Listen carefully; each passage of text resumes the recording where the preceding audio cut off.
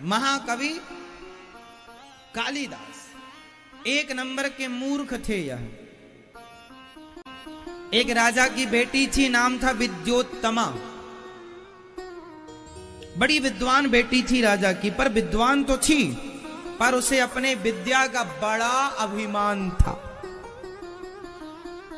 वो कहती थी कि जो मेरे से बड़ा ज्ञानी होगा, जो मुझे अपने ज्ञान से संतुष्ट करेगा, मैं उसी से विवाह रचाऊंगी। अब वो इतनी बड़ी विद्वान थी कि उसके टक्कर का कोई विद्वान था ही नहीं। सारे लोगों को वो शास्त्रार्थ में पराजित कर देती थी। अब शादी करे कौन? उसकी उम्र बढ़ने लगी। राजा को बड़ी चिंता, मेरी बेटी कुंवारी रह जाएगी। और बड़ी घमंडी थी, ऐसे चलती थी कि मैं बड़ी ज्ञानी हूं। थोड़ा सा ज्ञान व्यान किसी को हो जाए, दो चार बुक पढ़ ले तो आदमी फिर ऐसे कहां चलता है, ऐसे ही चलता है। विद्योत्तमा को क्या हो गया? अभिमान। क्या हो गया? तब उसके पिता ने एक दिन कसम खाई, मैं अपनी बेटी का विवाह बड़े मूर्ख आदमी से करूंगा ताकि इसका घमंड टूट जाए। अब पिता ने सैनिकों से कहा, जाओ जो सबसे मूर्ख आदमी है उसे पकड़ कर लाओ। तो कालिदास जी मूर्ख हैं, ये कैसे सिद्ध हुआ था? कैसे सिद्ध हुआ था?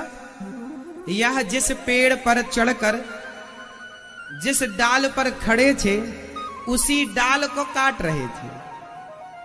तो किसी सैनिक ने पूछा, भाई क्या कर रहे हो? बोले लकड़ियां काट रहा हूं। क्यों काट रहे हो? अरे भाई लकड़ियां काट रहा हूं। तो तुम जिस डाल पर खड़े हो उसी को काट रहे हो। बोले तो लकड़ी काटूंगा तब तो ले जाऊंगा। अरे बोले तुम गिर जाओगे। उसने कहा तुम हो मूर्ख, लकड़ी कटेगी तो लकड़ी गिरेगी, हम क्यों गिरेंगे? हम तो कट नहीं रहे भाई, हम कटेंगे तो हम गिरेंगे, कट तो लकड़ी रही है। अब सैनिकों ने समझ लिया कि ये बहुत बड़ा मूर्ख है, पकड़ के ले आए। महाराज ये मूर्ख आदमी है, अपनी बेटी का विवाह इससे करो। लेकिन बेटी के संग जबरदस्ती कैसे करे? उसकी भी तो राजी मर्जी हो। तो कालिदास के पास कुछ विद्वान लोग बैठ गए और कालिदास से कहा, सुनो अभी तुम्हारे सामने एक लड़की आएगी, कोई सवाल पूछेगी, तुम कुछ बोलना मत, इशारे से जवाब देना।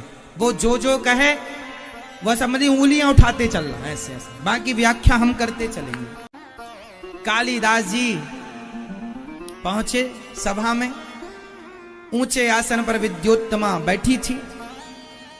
कालिदास जी जब आए तो वहां के विद्वान लोगों ने कहा, ये बड़े विद्वान हैं, शास्त्रार्थ कर लो। यदि तुम हार गई विद्योत्तमा तो तुम्हें इनसे विवाह करना पड़ेगा। हाँ हाँ कर लेंगी। कालिदास जी की आसन लगाई गई और कालिदास जी तो बिल्कुल एक नंबर के मूर्ख, पर कह दिया था बोलना मत, क्योंकि बोलेगा तो मूर्खता खुलेगी। अब बैठे हैं एक तरफ कालिदास जी, एक तरफ विद्योत्तमा।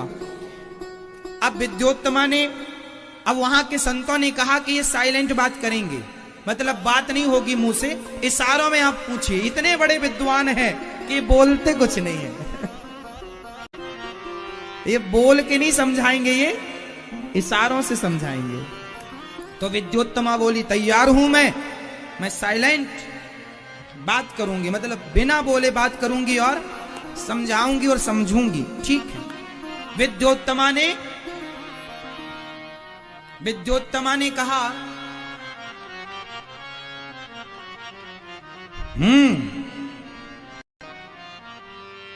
तो कालिदास जी को लगा ये कह रही है एक थप्पड़ मारूंगी, हम मूर्ख तो मूर्ख। कालिदास जी ने कहा, तू एक मारेगी? मैं दो जमाऊंगा तेरे गालों में। विद्योत्तमा ने पूछा, क्या ब्रह्म एक ही है? अब विद्योत्तमा ने कहा, इससे कठिन सवाल पूछते। विद्योत्तमा ने कहा,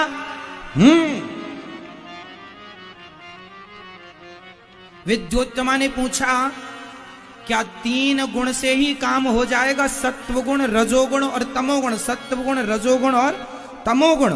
विद्योत्तमा के पूछने का आशय यह था कि क्या ये सृष्टि 3 गुण से परिपूर्ण हो जाएगी? तो कालिदास जी ने कहा ये हमें 3 मारने का बोल रही है, अब मैं इसे बढ़ा के मारूंगा। तो कह दिया उन्होंने 5 मारूंगा तुझे गिन के।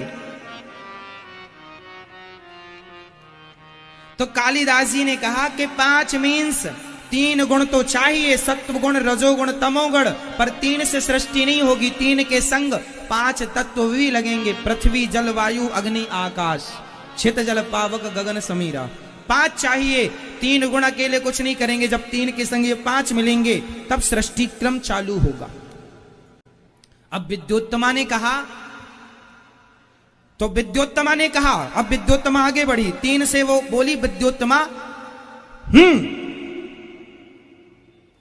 क्या 5 पर्याप्त हैं जो आप कह रहे हैं कि 5 पृथ्वी, जल, वायु, अग्नि, आकाश? तो कह दिया विद्योत्तमा ने।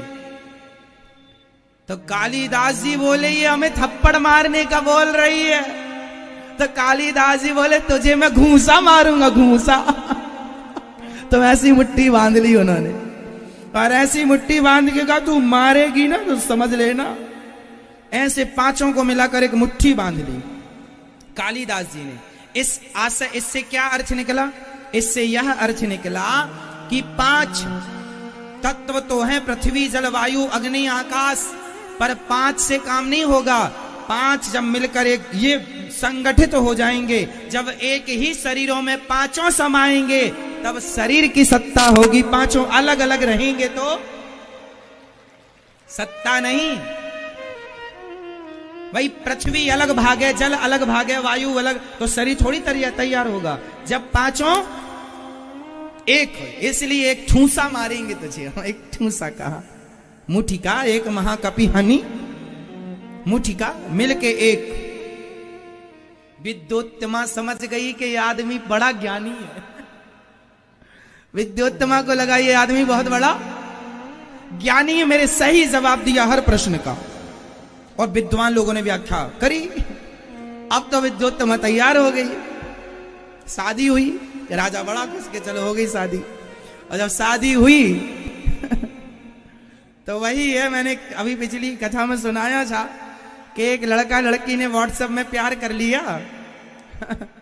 और प्यार जब हो गया तो दोनों ने एक दूसरे को आई लव यू लिखा।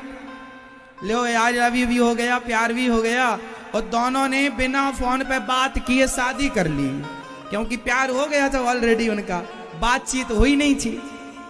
शादी हुई, और जब पति अपनी पत्नी का घूंघट उठाया और उठाकर बोला घूमने कहाँ चलोगी, तो उसने कह दिया तुल्लू मनाली तलेंदे, तित कतवा लेना।